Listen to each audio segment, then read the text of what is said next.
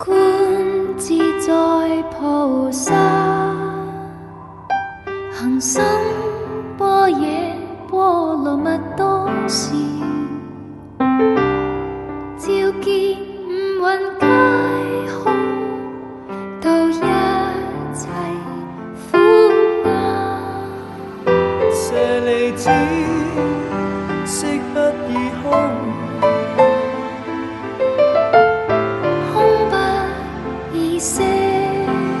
色即是空，空即是色。受想行識，亦復如是。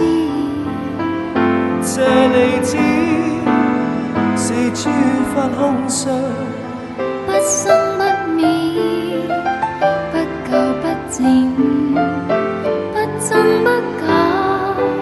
是故空中無色，無受想行識，無眼耳鼻舌身意，無色聲香味觸法，無眼界，乃至無意識界。